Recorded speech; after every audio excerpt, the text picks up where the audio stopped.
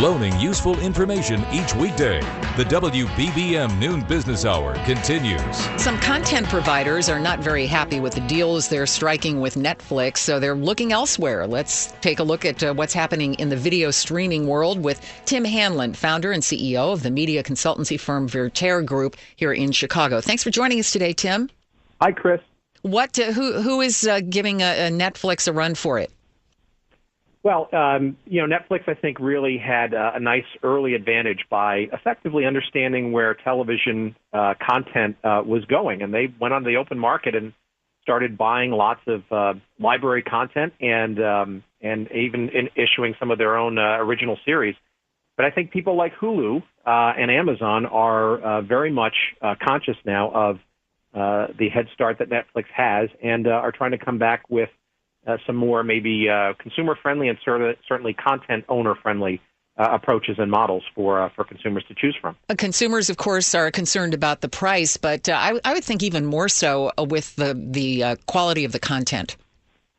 No doubt. Netflix kind of proved the model perhaps a bit earlier than the industry sort of understood that there's a lot of value to be found in movies and TV shows that are not necessarily current or potentially are still on the air, but have a library of back seasons and shows that are just not surfaced and or seen on a regular basis that have value. And I think it's woken up a lot of the TV networks and programmers and studios who I think took the easy money by selling to Netflix, right? Les Moonves at CBS, your parent company, very famously has said, we'll sell our content to anybody who's interested in paying for it. I think the problem with that logic, though, in the last couple of years has been what have we wrought by selling to that content to a Netflix, which has effectively trained consumers to maybe wait for shows, not watch them live, and maybe wait for their library availability 6 or 12 months later via something like a Netflix. Well, Hulu is not privately traded, so it's hard to compare it with Netflix in economic terms. It is owned by a conglomerate of several of the major networks. But one of the things that Hulu has done that I think might be a real challenge is its acquisition of the entire inventory of Seinfeld programs, paying something like $700,000 an episode. Hulu, yeah. So by Hulu. Go ahead. Hulu buying shows like that. Arguably that's a tax on the consumer's ability to find all of those Seinfeld shows, and arguably does that have value when Seinfeld has been seen on many reruns on cable and local TV stations around the country. So it's a pretty bold move from Hulu, but it also signals their desire, their ability.